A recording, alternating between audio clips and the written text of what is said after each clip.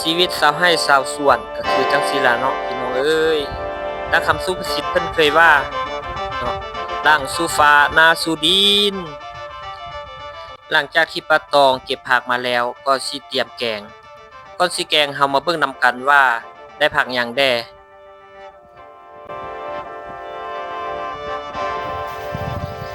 ก็ได้มะแขงพี่น้องเนาะทางฝั่งไทยเพิ่นก็ฮ้องว่ามะเขือเขือ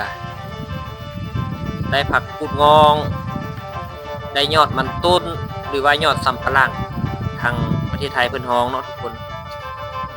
อันนี้ก็ผักหอมแป้นไทย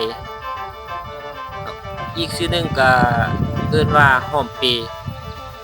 มันเป็นใบสีเปๆเนาะก็เลยว่าฮ้องว่าผักหอมเปอันนี้ก็ผักเน่าแต่มันบ่ได้เน่าเด้อทุกคนทางฝั่งไทยเพิ่นฮ้องผักชะอมเนาะอันนี้อันสุดท้ายนี้ก็ฮ้องผักกูดเขียวมีสรรพคุณหลายอย่างทั้งหมดทั้งมวลนี้ก็แม่นผักจากธรรมชาติทุกคนเนาะพืชพันธุ์จากธรรมชาติเองเตรียมแกงบัดนี้แฟนปลาทองก็ว่าจะฟ้าวแล้วก็นอค่าใส่ตุ้มอีกก่อนเพราะว่าผักมันน้อยยันสิบ่พอกินว่าซั่นก็จังสิแล้วเนาะทุกคนชีวิตคนบ้านนอกบ้านนาหรือว่าคนผู้ดอยว่าหากินตามธรรมชาติห้ามกินหากินเนาะทุกคนตามป่าตามเขาตามห้วยตามห้อง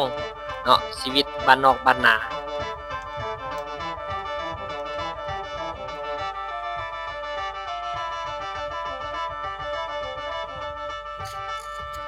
เครื่องประกอบในงานดองมื้อนี้ก็มี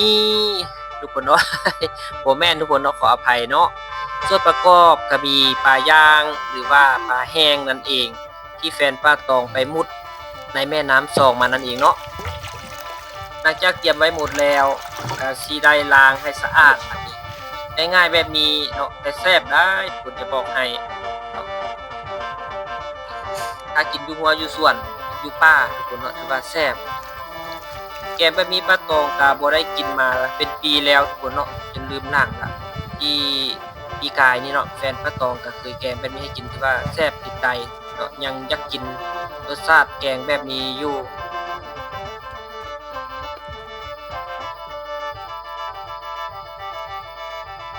บัดนี้ป้าตองก็อย่าไปซอกหาไม้มาเฮ็ดเคียงก่อนเด้อทุกคนเนาะก็ติดตามเบิ่งนำกันเคียงของป้าตองจะเป็นจั่งใดทุกคนจะค้างหม้อแบบใดก็ติดตามเบิ่งนำกันเด้อทุกคนมื้อนี้ก็สิได้แกงแบบบ้านๆทุกคนเนาะแบบบ้านๆบ่ใส่ปลาแดกก็รอติดตามเบิ่งหน้าตาสีสันนำกันทุกคนว่ามันจะเป็นจั่งใดออกมาแนวใดเนาะ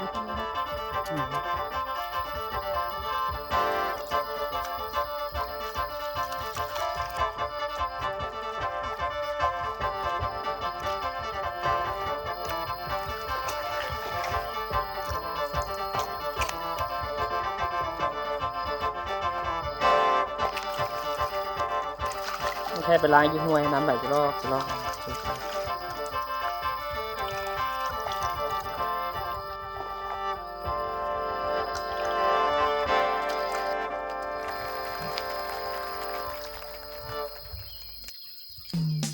บัดนี้ป้าตองก็สิได้เป็นคนดังแล้วเด้อพี่น้องเนาะก็คือเป็นคนดังไฟนั่นเอง อุปกรณ์ดังไฟก็มีหยังแน่เนาะคนก็สิถาม1ก็มีรั้วมีฟืนรั้วก็คือไม้ไผ่หรือว่าไม้ปองที่แห้งนั่นเองเนาะครับฟืนก็คือต้นไม้ที่แห้งนั่นเองเนาะฟืนเป็นไม้ที่ว่าตุยแล้วเนาะก็เอามาใช้ดังไฟช่วงนี้ก็สิดังไฟเอายากได้จักหน่อยทุกคนเนาะเพราะว่าฟืนเปียกเพราะว่าฝนตกหากระเซา FC ท่านใดบ่เข้าใจภาษาลาวก็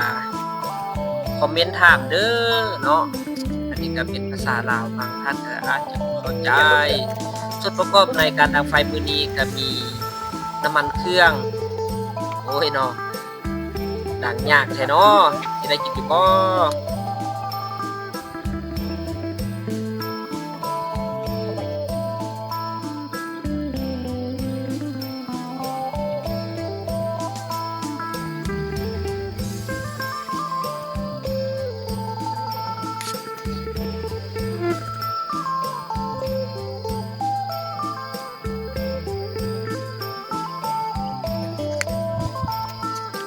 เปียกทุกคนเนาะฟืนเปียกดังจังได้กับบลุกทุกคนไปหาอันมันดังมันจูดก่อนเด้อบัดนี้เนาะได้แล้วทุกคนเนาะบัดนี้ป้าตองได้ของดีมาก็ ได้กระดาษทิชชู่มาทุกคนเนาะเอาไปจุ่มใส่น้ำมันสั่งบนลูกก็ให้มันคู่กันบัดนี้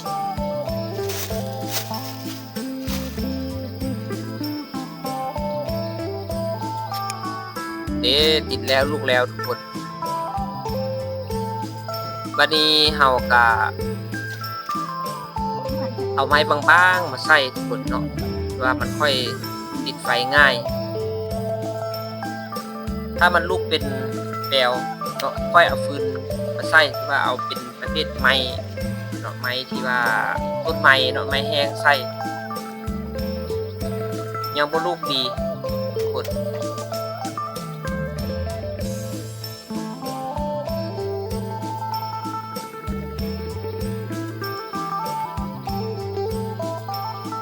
ยังกินน้ำมันไม่อิ่มทุกคนเนาะเติมน้ำมันเครื่องลงไปอีกแบบนี้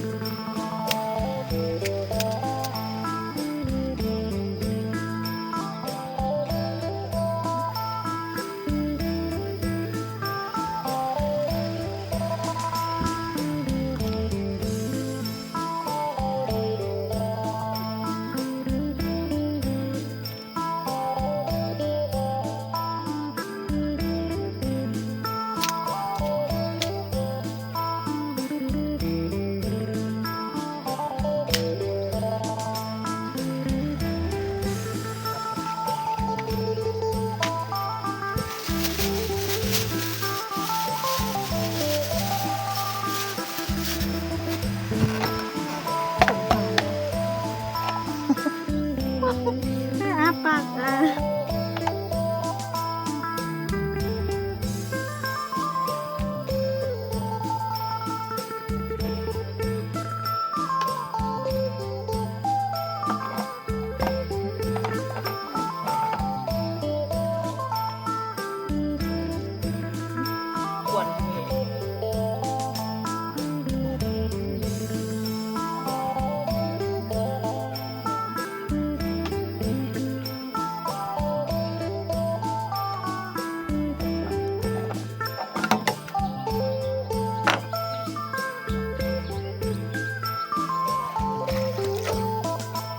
หวานเหมือน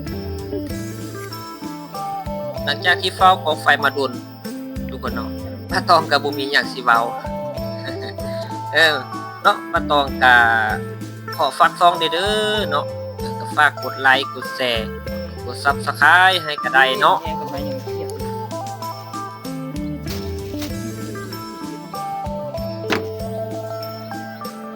เดินแม่นวด ช่อง YouTube ของป้าตองนี่เนาะก็ชื่อช่องว่าช่องป้าตอง81 Channel ทุกคนเนาะหรือว่าช่องบ่าวดวงนั่นเอง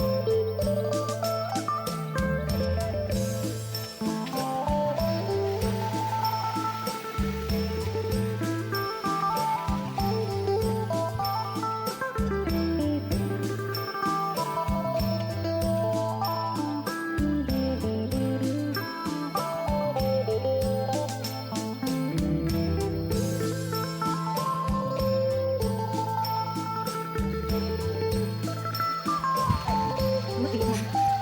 หลังจากที่ไฟติดแล้วป้าตองก็หาไม้มาเฮ็ดเคียงแบบนี้เนาะ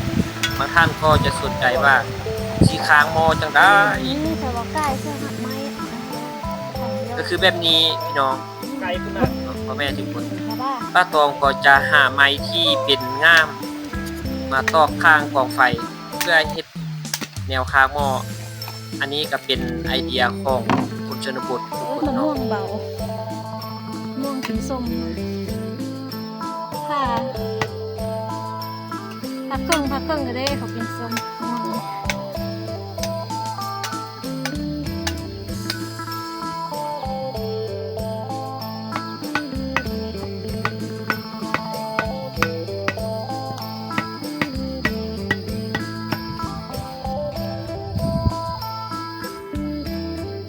ม่วง ใกล้ไกลสุดโต่ง ไก่กันเลย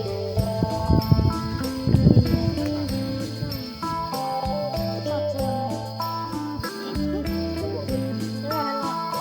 เขา โอ้ยเย็นแดงกินเด็ดอย่าง เห็นไหมมันทำไมหรอล่างมาจากไหน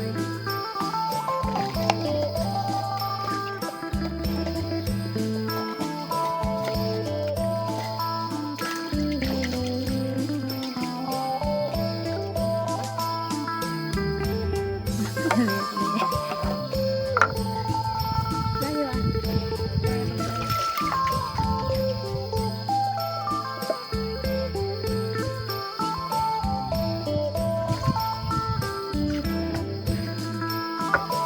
โอเคแล้วนี่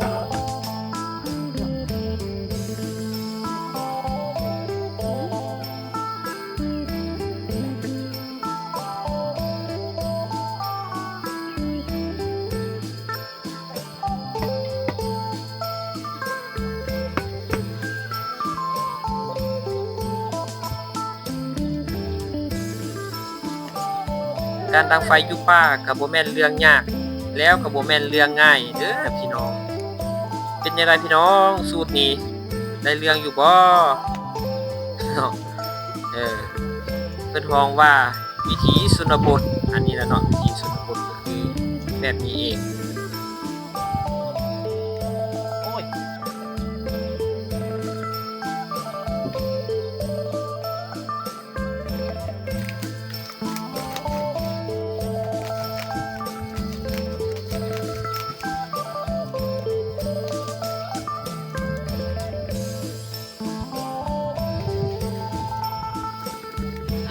จะขอบใจทุกท่าน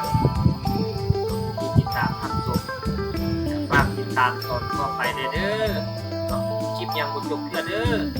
เนาะยังมีตอนต่อไปว่ากับคลิปนี้ก็ยาวเติบเลยเนาะกยานพี่น้องบ่ได้เห็นเนาะขั้นตอนที่สำคัญมาตอมกันเลยว่าเฮ็ดเป็นคลิปต่อทุกคนเนาะว่ามันยาวก็ อยู่ดีกว่า ไปติดตามเบิ่งนำกันทุกคนเนาะคลิปต่อไปก็คือว่าจะเอาเครื่องปรุงใส่เอาผักใส่เอาปูเอาปลาใส่เนาะหลายๆอย่างเอาติดตามต่อไปทุกคนขอบใจ